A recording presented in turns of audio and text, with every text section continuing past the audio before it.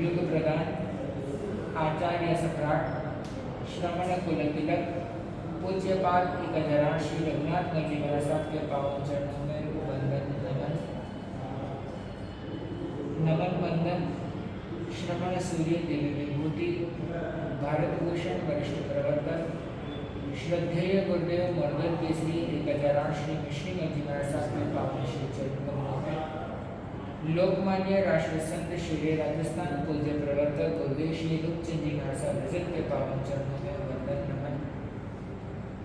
श्रवण संधि चतुर्थ पटकर ध्यान योगी आचार्य सम्राट पूज्य डॉक्टर श्री शिवमुनि जी महाराज साहब मुरघरा भूषण शासन गौरव संत शिरोमणि पूज्य गुरुदेव श्री सुकलमल जी महाराज साहब तपस्वी रत्न ज्योति सम्राट उपप्रवर्तक पूज्य गुरुदेव श्री अमृत मुनि जी महाराज साहब आदि संत मुनिराजों के पावन चरण कमलों में वंदन नमन अभिनंदन। उपस्थित धर्मानुरागी बंधुओं, सुश्रावक एवं सुश्राविकाएं, श्राविकाएं तो है नहीं, सुश्रावक, आप सभी के बीच में श्री जैन रामायण का वाचन चल रहा है। अब तक आपने सुना कि रावण की बहन शूर्पणखा का खर नाम का विद्याधर अपहरण कर लेता है और अपहरण करने के बाद में दोनों की सहमति के साथ दोनों पहले पूर्व विवाह कर लेते हैं और उसके बाद में मंदोदरी के द्वारा रावण को समझाने के बाद में उनका विवाह वापस पूरे रीति रिवाज के साथ क्या होता है, संपन्न होता है। और इस तरह से संपन्न होने के बाद में रावण एक आयोजन के बाद में सभी अपने राजा महाराजाओं को बुलाता है और अपनी शक्ति सामर्थ्य को बढ़ाने का निश्चय करता है।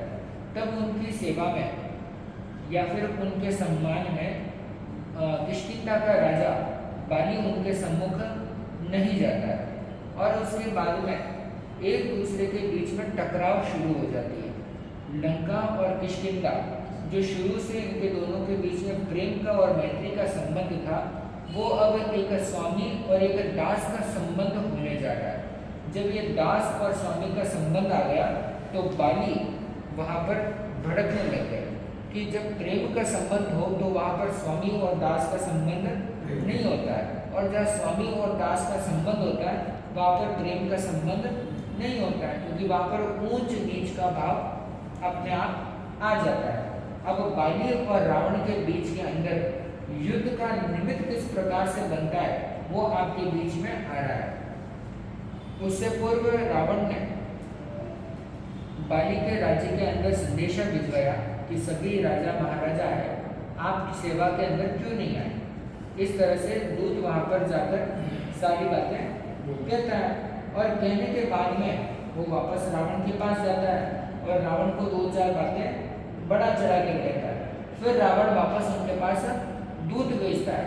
तब बाली जवाब देता है, वे कब से स्वामी बने बनान में तो दास, मित्र भाव को त्याग कर तोड़े ना विश्वास, जाकर कहना प्रेम से मेरी उनको बात, अगर सोच ऐसा रहा तो न निभेगा साथ। बाली वापस प्रत्युत्तर के अंदर कहता है कि वे मेरे स्वामी कब से बने, और न मैं उनका दास कब से बनाऊं, और मित्र भाव को त्याग करके आप हमारा जो प्रेम का विश्वास है उस विश्वास को मत तोड़िए।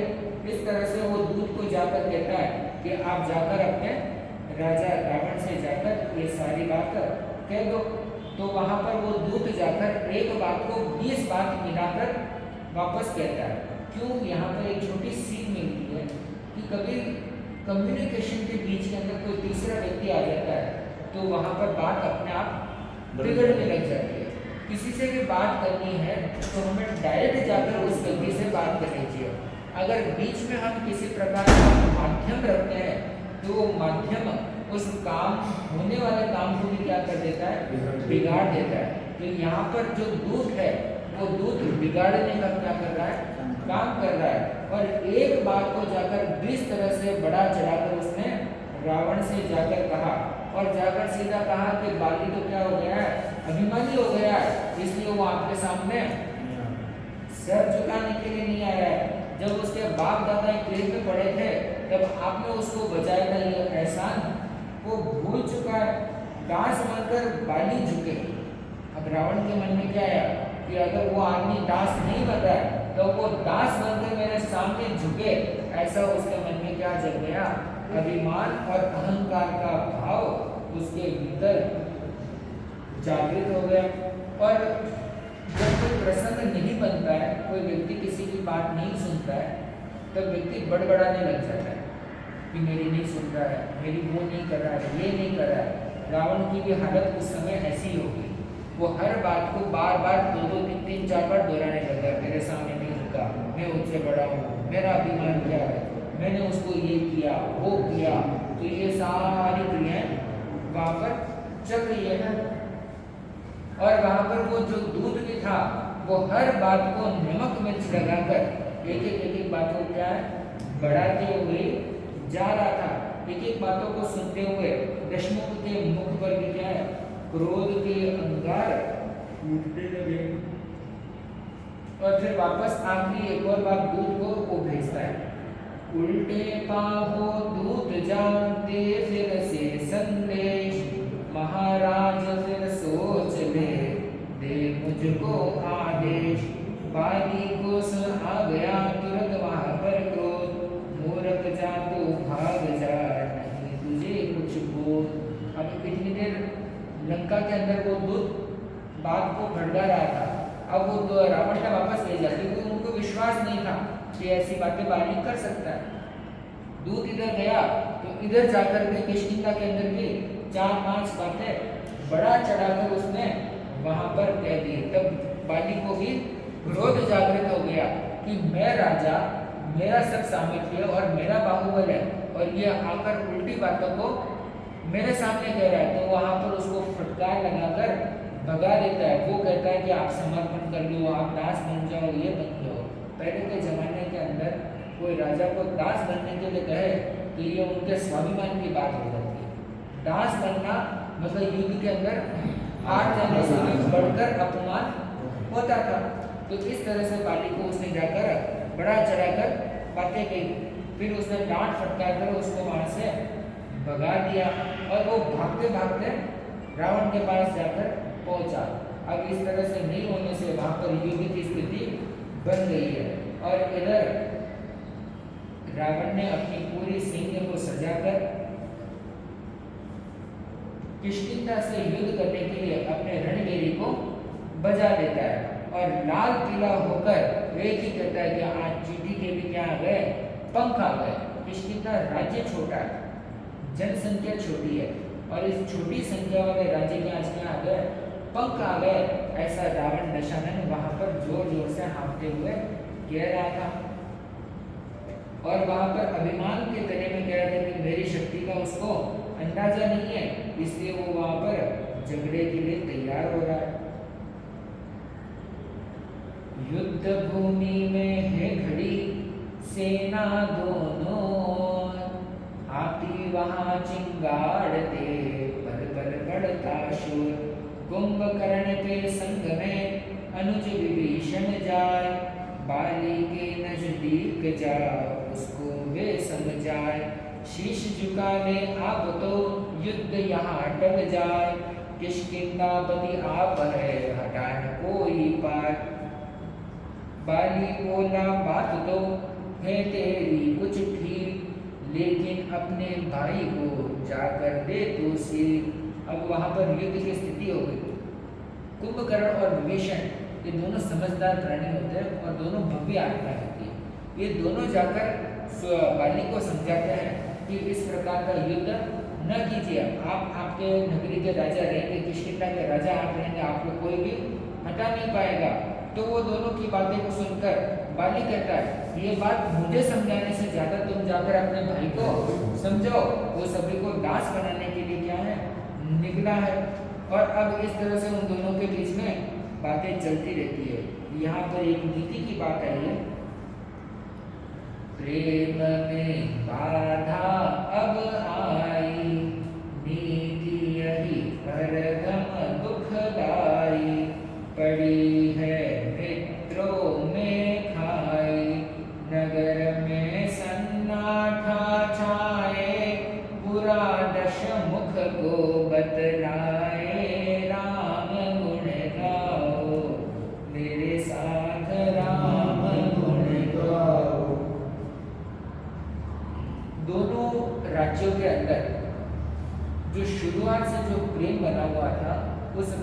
के बीच में अब युद्ध की स्थिति उत्पन्न होती है।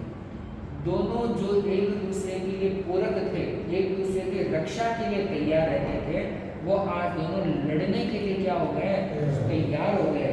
तो नीति यह कहती है कि जहाँ पर प्रेम का संबंध होता है, उस प्रेम के संबंध में जब ऊंच नीच का भाव आता है, तब युद्ध जैसी स्थितियां क्या हो जाती हैं, जागृत हो जाती है। और पूरे नगर के अंदर सन्नाटा छा रहा था और सभी इस स्थिति को देखकर दशमुख को क्या बतला रहे थे, बुरा बतला रहे थे कि उस दशमुख की वजह से ये सारी चीजें क्या हो रही है, बार बार गलत हो रही है। और दशमुख के वजह से ही आज ये क्या बनी है, युद्ध की स्थिति बनी है। क्योंकि एक का अहंकार है और दूसरे की विनम्रता है, परंतु अहंकार व्यक्ति की वजह से सारा खेल क्या हो जाता है, बिगड़ जाता है। समाज में भी क्या होता है, 1000 लोग विनम्र है पर एक भी अहंकारी व्यक्ति आ जाए तो 1000 लोगों पर वो एक व्यक्ति क्या पड़ जाता है, भारी पड़ जाता है। और 1000 लोग एक तरफ और अहंकारी व्यक्ति एक तरफ, तो इस तरह से जो व्यक्ति अहंकार में होता है वो खुद का तो विनाश करता ही करता है, साथ में समाज का भी क्या कर देता है, पूरा जड़ा मूल के साथ विनाश कर देता है। जिसे आजकल एक और शब्द का इस्तेमाल करते हैं कि खुद की मनमानी करना। जो अहंकारी व्यक्ति होता है वो खुद की मनमानी करने वाला एक स्वतंत्र व्यक्तित्व वाला हो जाता है। उसको किसी की फिक्र नहीं होती है, ना उसको परिवार की फिक्र होती है, ना प्रजा की फिक्र होती है, न ही अपने आसपास के व्यक्तियों की उसको फिक्र होती है। वो केवल अपने अहंकार की पुष्टि के लिए, अपने अहंकार को पूरा करने के लिए किसी भी हद तक जाने के लिए क्या रहते हैं, तैयार रहते हैं। आगम के अंदर एक उदाहरण आता है, सेचनक हाथी का एक उदाहरण आता है, बहुत पुरानी घटना है। उस एक सेचनक हाथी के लिए और हार के लिए दो देशों के बीच में विश्व युद्ध जैसी क्या बन गई थी, स्थिति बन गई थी। कितने ही व्यक्तियों का क्या हुआ, उस समय में नरसंहार हुआ था। बात क्या थी, एक छोटी सी हाथी को लेकर बात हुई कि ये हाथी मुझे चाहिए, ये उसको चाहिए।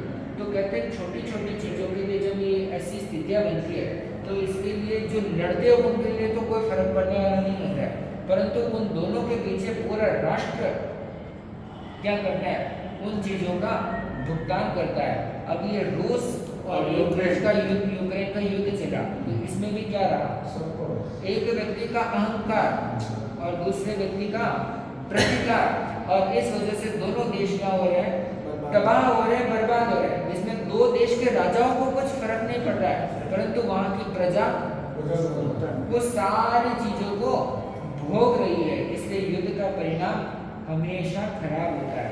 अब यहाँ पर युद्ध का प्रसंग टालने के लिए कुछ लोग शांति का भी क्या कर रहे हैं, काम कर रहे हैं। कौन सही हम दोनों में, कौन रहा ललकार, युद्ध नहीं मैं चाहता, कहता सत्य विचार। युद्ध भला किसके लिए होता है हितकार, मरते हैं निर्दोष जन, उजड़ जाए दरबार। खेत सभी बंजर बने, नारी विधवा होए, बच्चे यहाँ अनाथ बन, सदा उम्र भर रोए। समझदार कुछ आ गए दोनों के नजदीक, निर्दोषों के प्राण की आप दीजिए भी। अब बाली क्या कहता है कि हम दोनों में कौन सी युद्ध की ललकार कौन कर रहा है। मैं किष्किंधा से लंका तो गया नहीं, उल्टा लंका से किष्किंधा क्या आ रहे हैं, युद्ध के लिए आ रही है। इसमें आप मुझे बुरा बताने का प्रयास मत कीजिए। और रही बात युद्ध की, तो युद्ध के अंदर कभी भी परिणाम अच्छा नहीं निकलता है। कोई सोचता है कि मैं युद्ध में जीत गया, परंतु वो जितना जीतता है उससे कई गुना वो क्या कर देता है, बहुत कुछ चीजें खो देता है। क्योंकि देखिए जन का हानि, धन की हानि, प्रजा की हानि, धन संपत्ति की हानि, और उसके अलावा कितनी ही सारी वस्तुओं की वहाँ पर क्या होती है, हानि होने लग जाती है। तो इसलिए जन और धन दोनों की हानि होती है। खेत सभी बंजर बन जाते हैं, और जो नारी होती है वो नारी क्या बनती है, विधवा हो जाती है। और जो छोटे छोटे बच्चे होते हैं, पिता का साया उठ जाने से उम्र भर उनको क्या करना पड़ता है, पछतावा करना पड़ता है। तो समझदार कुछ व्यक्ति वहां पर आ गए और वो समझौते करने के लिए या फिर युद्ध को टालकर कोई दूसरा उपाय सोचने के लिए तत्पर बन रहे हैं। कौन बनी है आप में मल्ल युद्ध हो जाए, जो भी जीते द्वंद्व में वो ही शीश झुकाए, वो ही शीश झुकाए, नहीं वह अपनी ताने, समझदार जो कहे बात वह उनकी माने। कह अमृत कविराज लड़ाई वहाँ टली है, मालूम अब हो जाए यहाँ पर कौन बली है। अब वहाँ पर कुछ व्यक्ति आ गए, उन्होंने कहा कि दो देश को लड़वाने से क्या फायदा, प्रजा की हानि, जन की हानि, धन की हानि, इससे बेहतर है जिनके बीच में टकराव है वो दोनों ही लड़ जाए।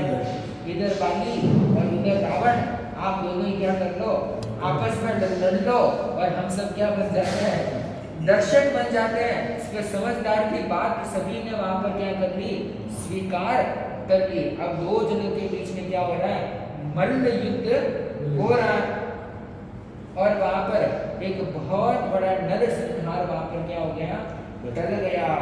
शेर वहां दोनों बलि, लगे ठोकने ताल, लगे जूझने वे वहां बन करके विकराल, बन करके विकराल दाव तो वहां लगाए, भिड़ते दोनों आज बादल वहां टकराए। कह अमृत कविराय करे वहां नहीं देर, भीड़ बजाती तालियां भिड़ रहे दोनों शेर। अब वहां पर क्या हो रहा है, दो जने लड़ रहे हैं और प्रजाजन क्या कर रहे हैं, तालियां बजाकर दोनों को क्या बढ़ा रहे हैं, प्रोत्साहन बढ़ा रहे हैं। अब इधर पक्ष वाला हारे तो वो वाला क्या बजाए, तालियां बजाए, और वो वाला हारे तो इस पक्ष का वाला क्या बजाए, तालियां बजाकर दोनों को वहां पर प्रोत्साहन दे रहे हैं। अब देखिए इधर रावण की शक्ति में कम नहीं और बाली की शक्ति में कम नहीं, बाली के अंदर भी अपार बल जो है समाया हुआ रहता है। रावण प्रबल कषाय से बार बार भरमाए, वह शांत कषाय का हनन नहीं कर पाए। तन का बल सारा गया विद्या बल अपनाए, काम न आए एक भी अब रावण घबराए। वैदिक रामायण के अंदर एक वर्णन आता है, आपने सुना होगा कि एक शक्ति होती है बाली के पास कि कोई भी उसके सामने आकर ललकारे या गुस्से में आए तो उसका आधा बल क्या आ जाता है, उसके पास आ जाता है। इसका साइंटिफिक कारण यहाँ पर आपने जैन रामायण के अंदर दिया है कि जो व्यक्ति क्रोध में होता है, जो व्यक्ति प्रबल कषाय यानी कि क्रोध, मान, माया और लोभ के अंदर होता है प्रबल कषाय में, तो उसकी शक्ति क्या हो जाती है, घट जाती है। वहां पर क्या बताया कि जो क्रोध में होगा उसकी ताकत बाली में आ जाएगी, और इधर क्या बताया कि रावण जो है वो क्रोध के साथ युद्ध कर रहा है और वही जो बाली है वो बिना क्रोध के उपशांत कषाय भाव से क्या कर रहा है, युद्ध कर रहा है। तो रावण की शक्ति क्या हो रही है, कम हो रही है और बाली की शक्ति बढ़ रही है। इसके पीछे कारण क्या है, क्रोध। कि व्यक्ति क्रोध के अंदर युद्ध करता है, क्रोध के अंदर तलवार, तीर जो भी है युद्ध की क्रिया, अगर क्रोध को वहां पर अपनाता है तो उसकी शक्ति निश्चित रूप से क्या हो जाती है, घटती जाती है। आप परिवार के अंदर भी देखिए, समाज के अंदर भी देखिए और लौकिक जीवन के अंदर भी देखिए कि व्यक्ति अगर क्रोध करता है तो उसकी कीमत अपने आप घटने लग जाती है। क्रोधी व्यक्ति जो होगा उसको फिर धीरे धीरे व्यक्ति पूछने भी कम हो जाते हैं, और वही अगर विनम्र व्यक्ति है, सरल व्यक्ति है, तो उसकी दिनों दिन महिमा अपने आप बढ़ने लग जाती है। कहीं भी कोई प्रसंग हो तो कहते हैं कि वे फलाना आदमी होगा, और अगर कोई गुस्से व्यक्ति रहे, अरे ये ना मत बोला फटना देखिए, सीधा ये लॉजिक है और आज के युग में अपना देखने को मिल रहा है। और ठीक वहां भी ऐसे ही हो रहा है, रावण प्रबल क्रोध के साथ युद्ध कर रहा है और बाली ठंडे दिमाग के साथ क्या कर रहे हैं, युद्ध कर रहे हैं। सुरपति भी बंधन करे जो जन तचे कषाय, शुद्ध विद्या अब ना चले करते लाख उपाय।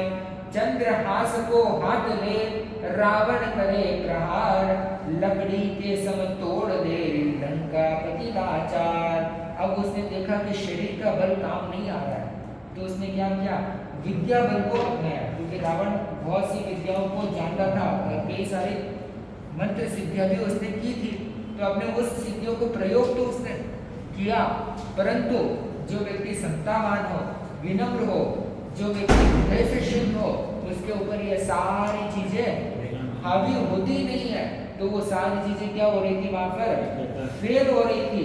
और यहाँ पर आगम में ये भी कहा है कि जो कषाय से रहित होता है, देवता भी उसकी क्या करते हैं, वंदना करते हैं, और देवता भी उसके सहायक बनते हैं। और जहाँ पर उपशांत कषाय जीव हो वहां पर क्षुद्र विद्या का प्रभाव भी नहीं पड़ता है। ये जो जितनी भी तांत्रिक मेली जो भी क्रियाएं होती है, अगर पुण्यात्मा है, समतावान जीव है, उपशांत कषाय है, तो उनका प्रभाव उस जीव पर पड़ता भी नहीं है। और उसके बाद में रावण अपने चंद्रहास तलवार पर आता है। चंद्रहास का मतलब होता है चंद्र की तरफ टेढ़ा। चंद्रमा कैसे होता है, टेढ़ा होता है। तो चंद्रहास नाम का एक विशिष्ट सिद्धिधारी तलवार को वो प्रयोग में लाता है कि इस तलवार के बल पर मैं क्या कर दूं, बाली का अंत कर दूं। परंतु बाली तो विनम्र था, उसने लकड़ी की तरह उस तलवार को क्या कर दिया, दो भागों के अंदर तोड़ दिया। महासिद्ध बाली बड़ा जो भी भिड़ने आए, चले किसी की एक नाम, भिड़कर वो पछताए, भिड़कर वो पछताए, दशान हाफ रहा है, पड़ता वह कमजोर, अरे अब कांप रहा है, का अमृत कविराज वह दशानन दूर खड़ा, अब झपट पछाड़े उठा, महासिद्ध बाली बड़ा। बाली इतना बड़ा महासिद्धिशाली व्यक्ति था कि रावण जैसे व्यक्ति को भी उसने क्या कर दिया, अपने बल से उसे पराजय करने का उसने अद्भुत कार्य कर दिया। अब रावण का नाम रावण कैसे पड़ता है, यह बात यहाँ पर क्या है, आ रही है। बाली ने बढ़कर तुरंत उठा लिया लंकेश, कांख दबाकर तुरंत ही बुला दिया आवेश, 7 बार कंदुक सरेस उसको वहां गिराए, आंखों से आंसू जरे बाली उसे गिराए, नहीं दशानन तू रहा अब रावण है नाम, तज दे अब कषाय को कर अरिहंत प्रणाम। अब बाली वहां पर क्या करता है, पहले वो हाफ रहा था, ठाकुर तो हूं कर रहा था, तो गया सीधा उसकी गर्दन पकड़ी और अपने कांख के अंदर क्या है, उसको दबाकर 7 बार, जैसे गेंद कैसे घूमती है, 7 बार उसको गोल गोल गोल गोल गेंद की तरह घुमाया। और घुमाकर अब रावण के क्या आ रहे हैं, चक्कर आने लग रहे हैं, और उसका सारा जो क्रोध का आवेश था वो उसको घुमाते घुमाते क्या कर दिया, पूरा उसका आवेश उतार दिया। अब रावण की आंखों से आंसू झरने लगे कि अरे भारी मामला बढ़ गया, मैं तो सोचा कि 2 मिनट में सफाई कर देना, परंतु पूरा मामला क्या बढ़ गया, उल्टो बढ़ गया है। तब बाली उसको नाम देता है कि नहीं दशानन तू रहा, तेरे 9 मानी का जो हार था उसकी वजह से 9 प्रतिबिंब और उसका चेहरा, जो दशमुख उसका नाम था, दशानन जो नाम था, कहा कि अब तेरा नाम दशानन नहीं है, आज से तेरा नाम रावण है, क्योंकि तेरे आंखों से क्या चल रहे हैं, आंसू चल रहे हैं, इसलिए उसका नाम वहां पर रावण रख देते हैं। और फिर बाली कहते हैं अब तो क्या कर ले, कषायों को त्याग कर दे, अब तो तेरा क्रोध कम कर दे। और वहीं पर जमीन पर वो गिर गया। तभी वहां पर सुग्रीव बीच में आ जाता है। रावण को इस तरह पड़ा हुआ देखकर वो आकर रावण को उठाकर एक तरफ लेकर चला जाता है, और लेकर जाने के बाद में रावण खुद के हाथों से खुद के बालों को नोच रहा है कि आज मैं क्या सोचा था और क्या मेरे साथ हो गया, मेरा पलड़ा आज धीमा पड़ गया है।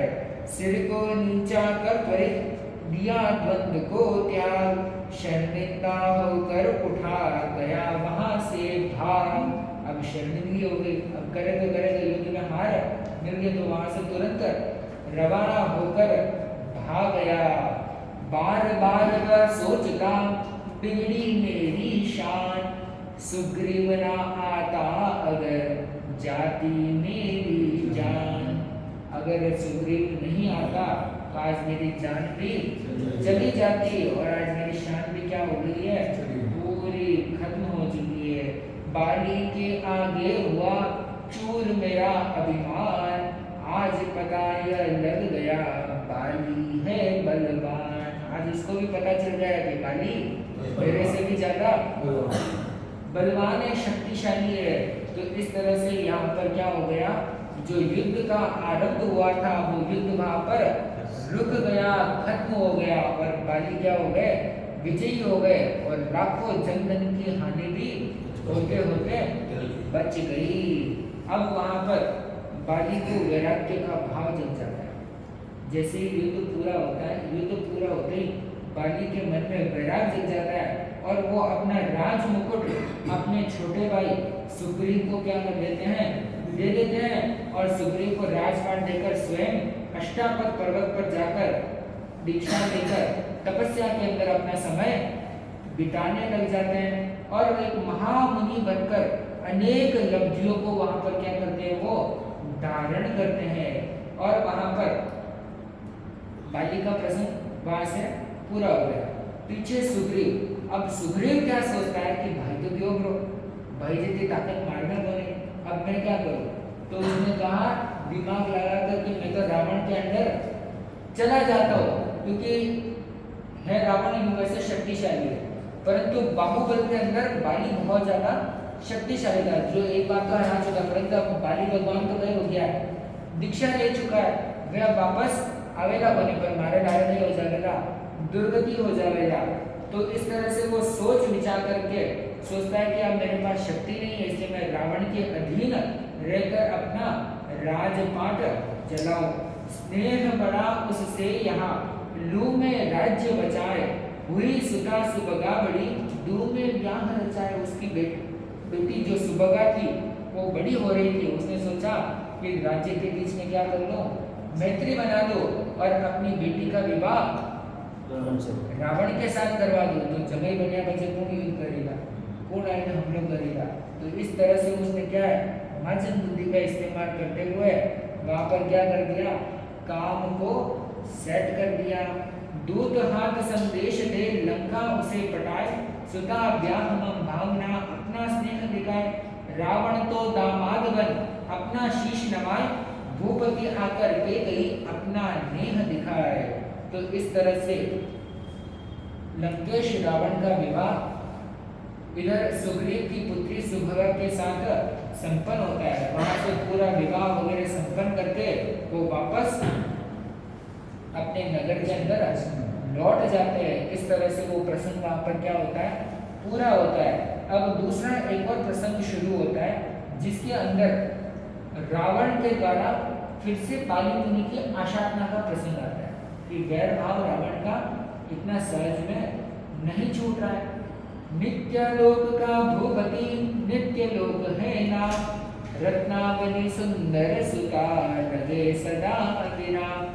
रावण निज परिवार को मन के भाव बताए, लेकर सबको संग में चला उधर को जाए। एक नित्य लोक नाम का एक नगर था और वहां का राजा नित्य लोक वहां का शासन कर रहा था।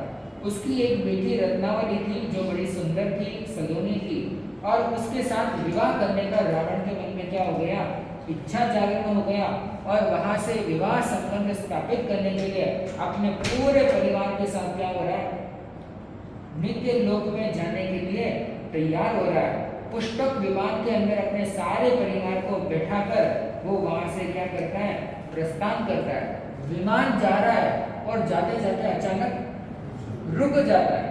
अब किस लिए रुकता है ये कारण उसे समझ नहीं आ रहा है। तो वो ऊपर विमान से नीचे की तरफ क्या है, मुंह करके देखता है और मुंह करके नीचे देखता है तो देखता है कि बाली वहां पर क्या कर रहे हैं, ध्यान करते हुए तपस्या कर रहे हैं। तो देखे मन का शैतान उसका जाग गया कि अब क्या ले लूं मैं, यहाँ पर बदला लूं।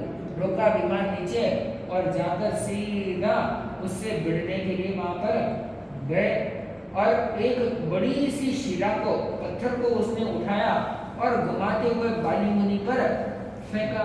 अब वो तो सिद्धिशाली महात्मा बन चुके थे, चाहे पत्थर फेंको, चाहे तीर मारो, चाहे तलवार से शरीर काटो, उनको कोई फर्क पड़ने वाला नहीं है। पर वही पत्थर वापस उनकी परिक्रमा करके सीधा वापस आकर रावण के ऊपर ही क्या है, उनके ऊपर ही वापस आकर पड़ा और दशमुख के सर पर क्या लगी, भारी चोट लगी और वो रह रहकर क्या वहां पर घबराने लग गया। उसके मन में क्या आया कि इनकी तो क्या कर रहे हैं, देवता भी अदृश्य बनकर सेवा कर रहे हैं, मैं इनका क्या नहीं करूं, किसी भी तरह प्रतिकार नहीं करो। अब उसके मन में क्या जग गया? विनम्र भाव जग गया। अब कह रहे कि इनसे प्रतिकार लेना मेरे बस की बात नहीं है। तो वो उनके चरणों में गिर गया, बाली मुनि के चरणों में, और गिरकर हाथा जोड़ी करते हुए अपने कृत्य की क्या कर रहा था? क्षमा याचना बार बार कर रहा था। और क्षमा याचना करते हुए उनकी अपूर्व भक्ति के अंदर क्या हो गया? वो तल्लीन हो गया। और उसकी भक्ति और भावना को देखते हुए आकाश के लोक के देवता धर्मेंद्र भगवान की सेवा में जाते हैं, और जाते ही वहां पर देखते कि रावण इस तरह से क्या कर रहा है? भक्ति भाव कर रहा है। और उसकी भक्ति को देखकर धर्मेंद्र देव बड़े प्रसन्न होते हैं, और प्रसन्न होकर कहते तुझे जो मांगना है वो मांग। और उसी मांग को देखते हुए विजय शक्ति, एक अलग प्रकार की सिद्धि होती है, वो विजय शक्ति धर्मेंद्र देवता रावण को क्या करते हैं? देते हैं वरदान के रूप में। और वरदान के साथ कहा कि ये विजय शक्ति तेरे क्या है? बहुत आगे जाकर काम आएगी। कहते हैं कि इस विजय शक्ति का नाम अमोघ विजया शक्ति है। 48,000 देवता, कितने? 48,000 देवता इस अमोघ विजया शक्ति की सेवा में रहते हैं। मतलब उस एक विद्या के अंदर 48,000 देवता उसकी संरक्षण के अंदर रहते हैं। तो एक देवता आए तो क्या आदमी 36 लाख होते हैं, तो 48,000 देवता केवल एक शक्ति के पीछे सेवा में तत्पर रहते हैं।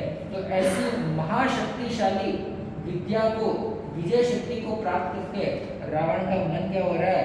बहुत प्रफुल्लित हो रहा है। आज तीनों तान में हो गई कर रही है, खुशी प्रकट कर रहा है। और इस तरह से खुशी का विभोर होते हुए वो वापस लंका की ओर क्या कर देता है? प्रस्थान कर देता है।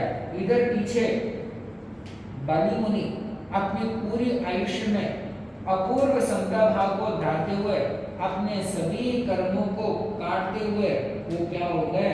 भव सागर से पार हो गए। तो इस तरह से बाली मुनि क्या हो गए? एक ग्रस्त जीवन में रहे, युद्ध में भी रहे, परंतु जब मौका आया तो तपस्या में भी क्या नहीं रहे? पीछे नहीं रहे। और इतनी तक की कि अपने सारे कर्मों की उन्होंने क्या कर दी? निर्जरा कर दी। इस तरह से बाली और रावण का और सुग्रीव का प्रसंग क्या होता है? पूरा यहाँ पर संपन्न होता है। आगे रावण की दिग्विजय यात्रा प्रारंभ होती है, और ये यात्रा बहुत लंबी चलती है। कई सारा यहाँ पर वर्णन आता है, और इसके साथ में अब अयोध्या का भी थोड़ा थोड़ा वर्णन शुरू हो जाएगा। इधर इनके दिग्विजय की यात्रा शुरू होती है, तो उधर अयोध्या के अंदर कैसे राजा स्थापित बनते हैं, कौन राजा बनते हैं, और कैसे राम के पिता दशरथ के पास राजपाट आता है, वो सारा वर्णन क्या है? समय पर आपके बीच में प्रस्तुत होता जाएगा। और आगे ये पहला खंड भी बहुत जल्दी पूरा होने को है, और इसके बाद में अंजना चरित्र का क्या होगा? शुभारंभ होगा। इसी तरह से जो बातें को सुना है आपने, उस वाणी को अपने जीवन में उतारने का प्रयास करना, और आज इस कथा प्रसंग को एक बहुत अच्छी शिक्षा के रूप में अपने जीवन में उतारना। एक बहुत बड़ी सीख ये मिली कि व्यक्ति जब क्रोध में होता है तो वो अपनी शक्ति को क्या करता है? घटाता है। और वही जब विनम्र बना हुआ होता है तो वो अपनी शक्ति को क्या कर लेता है? बढ़ा देता है। तो इसलिए जब क्रोध का कभी प्रसंग आए तो इस बात को क्या रखना? ध्यान में रखना, और क्रोध न करने का ज्यादा से ज्यादा क्या करना? प्रयास करना। जितना हो सके उतना समता भाव से हर क्रिया को क्या करना? निपटाने का प्रयास करना। तो इस तरह इस जन्म में भी आनंद होगा, अगले जन्म में भी आनंद होगा। बोलिए श्रवण भगवान महावीर स्वामी की जय।